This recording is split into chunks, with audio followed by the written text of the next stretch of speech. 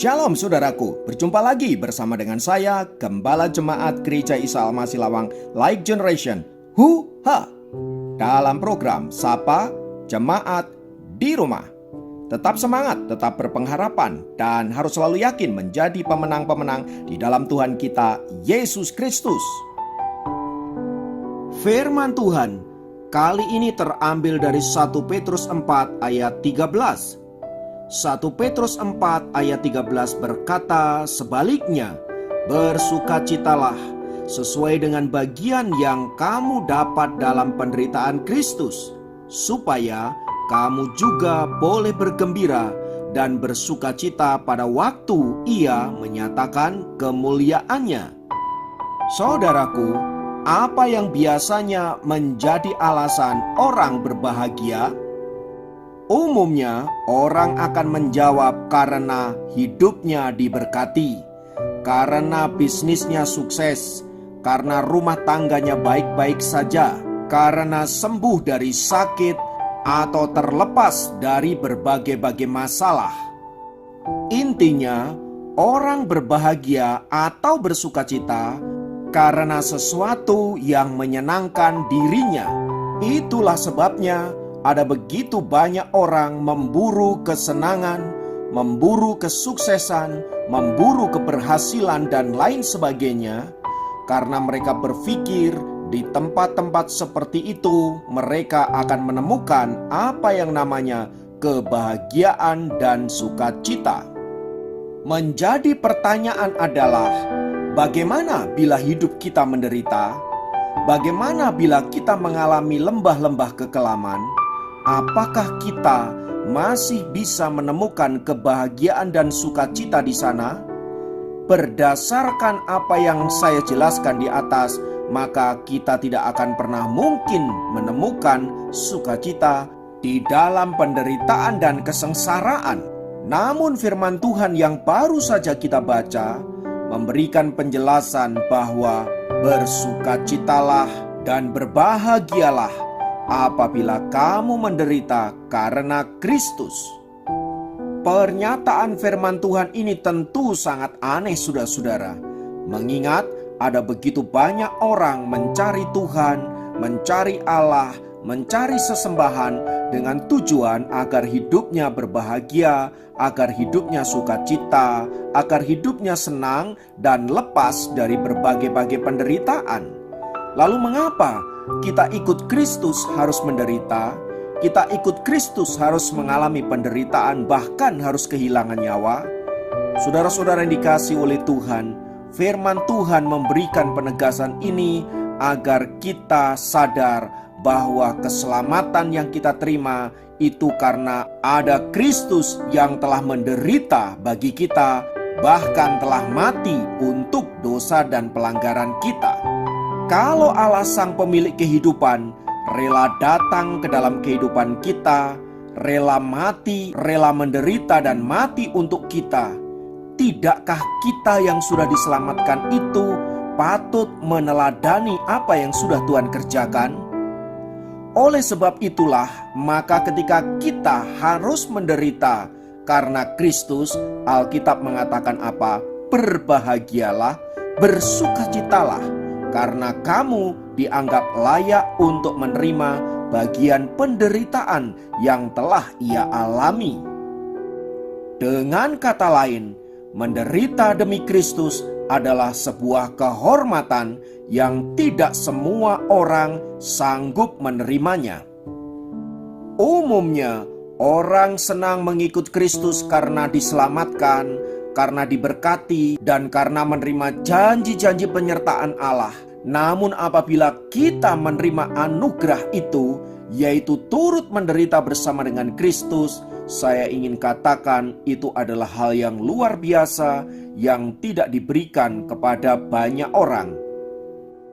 Karena itu saudaraku yang dikasihi Tuhan, mari kita belajar bersukacita, mari kita belajar untuk berbahagia, sekalipun di dalam situasi yang penuh dengan pergumulan sekalipun, karena kita mengasihi Kristus.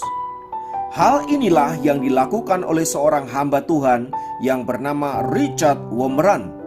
Dia adalah seorang hamba Tuhan di Rumania yang melayani mereka yang belum kenal Tuhan, dan karena hal itu Richard Wurmbrand harus menghabiskan 14 tahun lebih hidupnya di dalam penjara bawah tanah. Ia berkali-kali disesah, dipukuli setiap hari, dan berbulan-bulan tidak diizinkan melihat matahari. Dia hidup begitu menderita di dalam penjara. Namun itu sama sekali tidak mengurangi damai sejahtera dan sukacitanya dalam pengiringannya akan Tuhan. Bahkan ia berkata, di dalam penjaralah aku dapat melihat kasih Kristus yang begitu nyata di dalam hidup saya. Pertanyaannya, bagaimana dengan hidup kita? Selama ini kita sudah diberkati Tuhan dengan berkat-berkat yang melimpah, diberkati dengan bangsa dan negara yang menjunjung tinggi demokrasi, sehingga kita bisa bebas beribadah, bebas berekspresi. Dan bukan hanya itu, dengan negara yang begitu makmur ini, hidup kita sungguh ada di dalam keadaan damai, aman, dan sukacita. Seharusnya hal-hal ini membuat kita bersyukur kepada Tuhan, dan lebih lagi di dalam mengasihi dan melayani Tuhan. Sayangnya, justru kenikmatan, justru berkat-berkat yang melimpah ruah ini seringkali menina-bobokkan kita, sehingga kita menjadi anak-anak Tuhan yang tidak lagi sensitif dengan kehendak Allah, sehingga kita lebih suka untuk menjadi anak-anak Tuhan yang manja, anak-anak Tuhan yang rapuh, yang dikit-dikit ngambek, dikit-dikit putus asa, dikit-dikit lari dari hadapan Tuhan, tidak tahan banting, tidak siap menderita, dan intinya kita ingin menikmati kesenangan hidup dan menolak untuk menderita bersama dengan Kristus. Namun firman Tuhan kali ini mengingatkan kita untuk melihat penderitaan dengan Kristus itu sebagai sebuah sukacita dan kebahagiaan. Biarlah firman Tuhan ini meneguhkan kita dan senantiasa mengokohkan kita untuk menjadi anak-anak Tuhan yang tangguh. Terlebih di tengah situasi yang sulit, kita tetap menjadi orang-orang percaya yang berkemenangan di dalam Tuhan. Mari kita berdoa. Tuhan, kami berdoa dalam nama Yesus, kiranya kuat kuasa-Mu boleh meneguhkan kami untuk menjadikan kami anak-anak Tuhan yang setia. Sekalipun kami harus mengalami berbagai-bagai pergumulan, berbagai-bagai penderitaan, tapi biarlah hati kami dipenuhi dengan sukacita dan damai sejahtera, sebab kami tahu bahwa menderita demi Kristus adalah sebuah kehormatan. Terpujilah nama-Mu Bapa kekal selamanya. Dalam nama Yesus kami berdoa. Haleluya. Amin.